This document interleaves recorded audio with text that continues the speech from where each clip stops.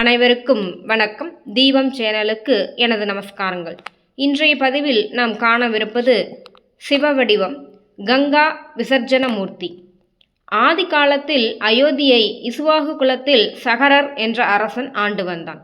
அவனது முதல் மனைவி சுமதிக்கு 60,000 குழந்தைகளும், இரண்டாவது மனைவி கேசினி என்பவளுக்கு ஒரு குழந்தையும் பிறந்தனர். சில காலம் கழித்து சகரர் அஸ்வமேத யாகம் செய்ய ஏற்பாடுகள் செய்தார். அஸ்வமேத யாகம் செய்ய ஒரு குதிரையை கொண்டு வந்தான். இந்த யாகத்தை மன்னன் செய்து முடித்தால் அவன் இந்திர பதவிக்கு தகுதி பெற்று விடுவான். இதனால் தற்போது இந்திரன் பதவியில் இருக்கும் இந்திரன் இந்த யாகத்தை தடுத்து நிறுத்த எண்ணினான்.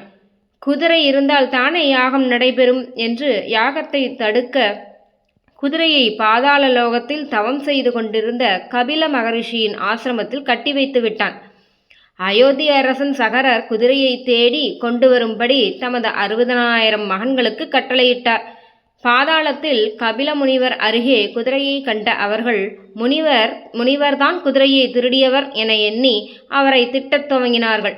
தியானத்திலிருந்து கண்விழித்த கபில முனிவர் 60,000 பேரை பார்த்ததும் அவரது தவசக்தியால் அவர்கள் அனைவரும் எரிந்து சாம்பலானார்கள். அனைத்தையும் அறிந்த சகரர் அரசன் கபில முனிவரை வணங்கி, தான் செய்யும் அஸ்வமேத யாக குதிரை தங்கள் ஆசிரமத்தில் இருந்ததனால் இந்த குழப்பங்கள் வந்தது. தன் புதல்வர்களை மன்னிக்குமாறும் சாம்பலான பிள்ளைகளுக்கு விமோசனம் தந்து நற்கதி அடைவதற்கு வழி சொல்லுமாறும் தன் குதிரையை எடுத்துச் செல்ல அனுமதிக்குமாறும் கேட்டுக்கொண்டார். சகரரின் வேண்டுகோளை ஏற்ற கபில முனிவர் குதிரையை எடுத்துச் செல்ல அனுமதி கொடுத்தார்.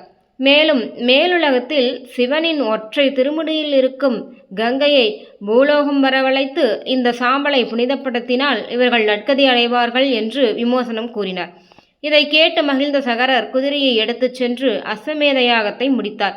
முதல் மனைவியின் வாரிசுகள் 60,000 பேரும் சாம்பலானதால் இரண்டாவது மனைவியின் புதல்வன் அஞ்சமான் நாட்டின் அரச பதவியை ஏற்றுக்கொண்டார்.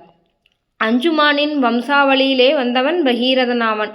பகீரதன் ஆட்சி பொறுப்பை ஏற்றுக்கொண்டதும் தமது முன்னோர்கள் 60,000 பேருக்கு நடந்ததை தெரிந்து கொண்டார்.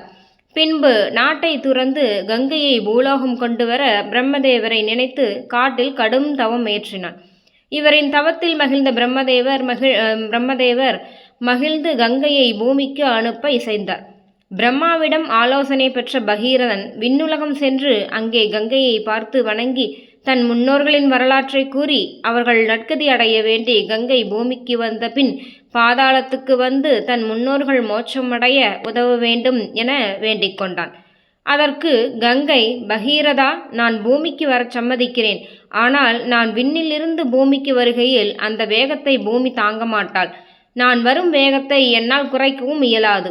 என்னை எவரேனும் தாங்கி பிடித்து மெல்ல மெல்ல பூமியில் விட ஏற்பாடு செய்தால் நான் வருகிறேன் என்று கூறினாள். பகீரதனும் விண்ணுலகத்து தேவர்களிடமும் பராக்கிரமசாலிகளிடமும் கங்கையின் வேண்டுகோளை கூறி அவர்களை வந்து கங்கையை தாங்கி பிடிக்க வேண்டினான். ஆனால் கங்கையின் உண்மையான வேகம் அறிந்த அனைவரும் மறுத்துவிட்டனர். பகீரதன் மகாவிஷ்ணுவை வேண்ட அவர், இச்செயல் சிவன் ஒருவரால் மட்டுமே இயலும். அவரே கங்கையை கட்டுப்படுத்த வல்லவர். அவரை தியானித்து தவம் செய்து அவர் அருளை பெறு என்று கூறினார். சிவனை நோக்கி தவம் இருந்தான் பகீரதன். மனம் மகிழ்ந்த சிவனும் அவருக்கு காட்சியளித்து, பகீரதா, உன் தவம் குறித்து மகிழ்ச்சியடைந்தும் உன் முன்னோர்களை கடைத்தேற்ற நீ கையாண்ட வழிகளையும் உன் விடாமுயற்சியையும் உறுதியையும் பாராட்டுகிறேன். கங்கை பூமிக்கு வரும்போது நான் பூமியில் நின்று எனது சடாபாரத்தை விரித்து பிடிக்கிறேன். கங்கை அதிலே குதிக்கட்டும். அதிலிருந்து அவளை கீழே பாய்ந்து தவளச் செய்து விடுகிறேன் என்றார். பகீரதனும் கங்கையிடம் சிவனின் உதவியை குறித்து தெரிவிக்க அவளும் மகிழ்வோடு சப்தமிட்டபடி பூமியை நோக்கி வேகமாக பாய்ந்து வந்தாள். சிவன் தன் சடையை விரித்து பிடித்தார். அப்போது கங்கைக்குள் அகங்காரம் புகுந்தது. நான் மிகவும் வேகமாக வருகின்றேன். என் ஆற்றலையும் வேகத்தையும் இந்த சிவனால் தாங்க இயலுமா என யோசித்தாள். எல்லாம் வல்ல சிவன் கங்கையின் மன ஓட்டத்தை புரிந்து கொண்டார். நதிரூபத்தில் அவளுடைய நீரோட்டத்தை தன் சடையிலேயே முடிந்து சுருட்டிவிட்டார். திணறிப்போன கங்கை வெளிவர முடியாமல் தவித்து தன் அகங்காரத்தை போக்கிக் கொண்டாள். பகீரதனோ கங்கையை காணாமல் கலக்கமடைந்தான்.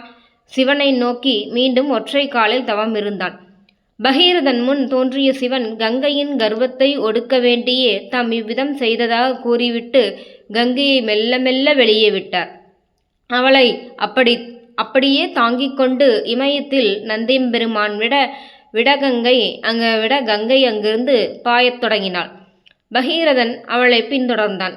வழியில் ஜான்ஹவி என்னும் ரிஷியின் ஆசிரமம் இருந்தது. கங்கை வந்த வேகத்தில் அந்த ஆசிரமத்தை முற்றிலும் நீரால் அழித்து முனிவரையும் உருட்டித் தள்ள ஆயத்தமானாள். கோபம் கொண்ட முனிவர் கங்கையை அப்படியே தன் கைகளால் கங்கையை எடுத்து அள்ளி குடித்து விட்டார். கங்கை மீண்டும் சிறைப்பட்டாள்.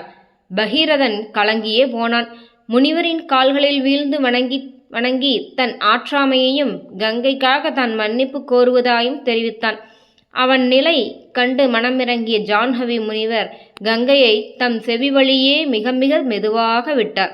அதனால் கங்கைக்கு ஜானவி என்ற பெயர் ஏற்பட்டது. இதன் பிறகு தடையேதும் இல்லாமல் பாய்ந்த கங்கையை பாதாளம் அழைத்துச் சென்றான் பகீரதன். அங்கே கபில முனிவரை சந்தித்து ஆசிகள் பெற்றுக்கொண்டு தம் மூதாதையரின் சாம்பலை கங்கை நீரில் நனைத்து புனிதமாக்கினான். சகரர் புத்திரர்கள் 60,000 பேருக்கும் நற்கதி கிடைத்தது. அன்று முதலே கங்கை பூமியில் பாய ஆரம்பித்தது. பகீரதன் கொண்டு வந்ததால் கங்கைக்கு பகீரதி என்ற பெயர் ஏற்பட்டது. தனது ஒற்றை திருமுடியில் இருந்த கங்கையை தனது சடையில் ஏற்று உலகத்திற்கு கொடுத்து வழிகாட்டியதால் சிவபெருமானுக்கு கங்கா விசர்ஜனமூர்த்தி என்ற பெயர் ஏற்பட்டது. அவரை தரிசிக்க கேதார்நாத் செல்ல வேண்டும். 6 மாத காலம் கோயிலில் வழிபாடுகள் நடைபெறும். பனிமழையால் 6 மாதம் மூடப்பட்டிருக்கும். உமை சிவனிடம் இடபாகம் பெற்ற தலம் கேதார்நாத் ஆகும். நன்றி, வணக்கம்.